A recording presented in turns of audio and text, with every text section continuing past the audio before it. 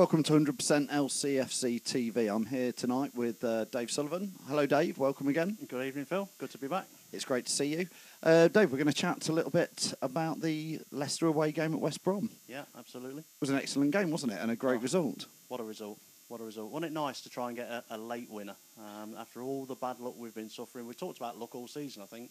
Absolutely. And I know we can't rely on luck throughout the season. We've said that before as well, but nice to get... Oh, what a goal. Jamie Vardy's goal. What a goal. All over it, wasn't it? He was absolutely thrilled, wasn't it, at the end? Was. He was going mental. Oh, he was, yeah. I think he was saying to the crowd, because all the crowd had got all the Fearless banners, and I think he was trying to say Fearless, not me. And he ain't, is he? He's not fearless. No, I mean, he was excited, and to be fair, I mean... We all know he's come from non-league quite a few years ago now, yeah. But he had a fantastic season last year for us in the Championship. So, I mean, to be fair, Pearson's persevered with him this year. He has. I mean, we said previously it took him a season to get used to the Championship pace compared to where he was at Fleetwood. Maybe, just maybe, he's now starting to learn the Premiership is another step up. We all know it's a step up. But the goal he scored on Saturday, I mean, strength to roll Lescott, was it? Strength to roll Lescott, get in the box, great finish. Everything about that goal was Premiership quality, everything. Yeah, I mean, as you say, he pushed the ball forwards, didn't he? And it looked a lot more like when he was playing in the Championship. He was taking people on with pace, and it was lovely to... I mean, left foot shot, it was a fearless shot. Confidence. He's got confidence from somewhere, hasn't he? Earlier in the season, I think he hadn't had a good, strong run in the side. Things weren't going for him. Obviously, when he scored his goal against Man U, he must have been on top of the world. But we haven't seen an awful lot of him in that sort of form in between Manchester United and the West Brom game. No, he's often been played what would be sort of a little bit out of position for him, or has to do a lot of tracking back and a lot of defending, which he does. He has played wide quite a lot, but was the weekend showing that he's getting used to playing out wide now? Had he got the hump about not playing down the middle, and now he's got his head round it? I don't know. We don't know these things, do we?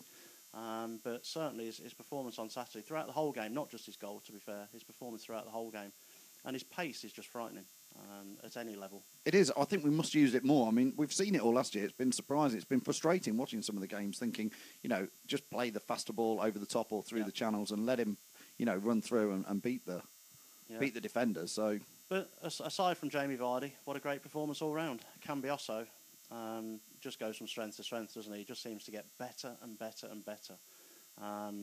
You can't come up with enough superlatives for Cambiasso, and the impact he's had on this team this season has been absolutely immense, in my opinion. Yeah, he has been fantastic. I mean, I know a lot of the fans out there are already calling for us to sign him up for next season, regardless of where we end up. Yeah. We're all hoping it's the Premier League, but lots of people are saying, let's get Cambiasso signed up. Here's a question for you, Dave.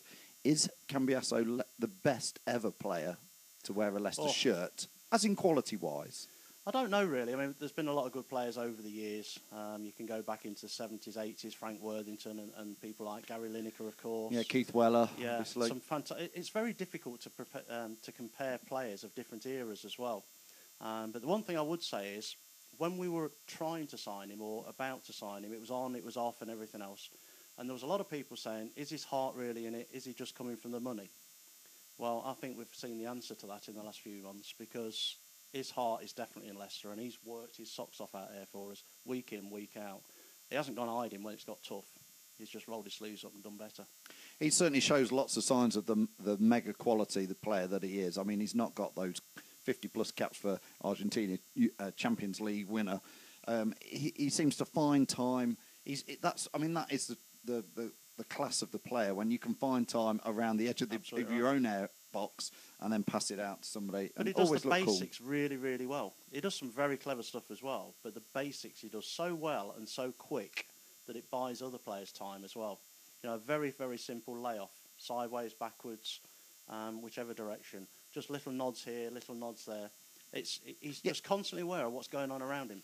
It's often not that exciting what he does. No. But if you just study what he is doing, he does it so well. And it keeps the play, or he breaks the play up, or he keeps it moving for Leicester. So it's a quality sort of thing that's not... It's not a raking 70-yard pass, although he can make those sometimes. Yeah, absolutely. But often it's the little things. It's breaking the play up. I think the other thing that's important to note as well, we've won a couple of games. Everybody's obviously back on a high, and rightly so. But there's been a lot of talk ever since the Nigel Is he going? Is he staying? Should he was sacked? Was he sacked? And all those sorts of things a few weeks ago. And questions about whether he'd lost the dressing room or whether the players were behind him. And if you look at the last two performances, how hard we've battled. You know, there's times when our heads could have gone down this season, having been a goal up and find ourselves 2-1 down or whatever. And the players have battled every single week for me.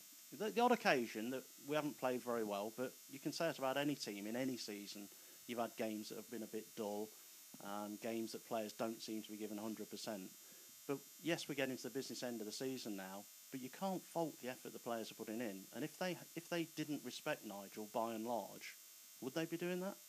No, I agree. And I think, again, if you look back through all the games and the fixtures that we've had, there's many games where you could go through and say we really should have got a point out of that or 3 points out of that. And if you tot them up, mind you, many teams will be saying that. But of course, you did go through that. You could easily be well out of this relegation battle. Yeah. A few points here and there can make all the difference. It's a huge difference. I mean, look where we are now. We're right back in the mix now. Yeah. If you just put 3 points on top of our total, we'd be in a much more comfortable position. And you could find 3 points in this year's fixture list very, very easily. Liverpool away, where Wes was adjudged to have given away a handball, we would have won that fixture. So there's 2 points straight away. Yeah. And we played very well that day. Both the games against Tottenham, we deserved something out of it and ended up with nothing. Burnley, last-minute goal, as we know. We've talked about that many times. But Cambiasso, very, very unlucky own goal against West Brom in the home game. That's another point that easily we should have had. So, yes, you're right. You can go and tot all these up. But you're right, again, that other teams would think the same way. How important do you think it's been to have Kasper back in goal? Do you think that's brought back some of the mojo from last season? Possibly. I mean, when he first came back, he conceded 4 goals didn't he, against Tottenham. So yeah. I don't think you could blame him for those 4 goals, incidentally. I think the back 4 are comfortable with him behind them. That said, Mark Schwarzer is very experienced. And at Manchester City's game, he played an absolute stormer, didn't he? So you couldn't necessarily say he let the team down. No, not at all, no. But it feels right to have Kasper back in there, doesn't it? It does. I love Kasper. I think he's a great goalkeeper. I think apart from his goalkeeping ability, it's his motivation. He talks from the back. He organises his back 4. For me, don't think it'd be overly controversial to say, for me, the captain's not had the best of seasons. No, but do you think, that brings us on to Huth. I mean, he seems like he's been a good addition in the transfer window. Yeah, he's been really steady in there, and I think he's been helping Wes. And I think Upson, when Upson played as well, I think Upson, when he was in the side, we got some very calm defending at times. Not always. Got some calm defending at times, but it makes you wonder if Upson had been fit all season, would that have helped? Could have been. Know. It's that experience again, isn't it? Yeah, absolutely. Huth and Upson, tremendous amounts of experience. There's the gaffer. The esteemed leader. We're all still behind him, aren't we? Well, that brings us to the end of tonight's episode, talking about the West Brom game, and we'll be talking tomorrow about the next game, Swansea. Yeah, 1 or 2 people have said let's keep the West run going. We've had West Ham and West Brom, so at the weekend let's go and beat somebody from West Wales, eh? West Wales, all right. Thanks, Dave.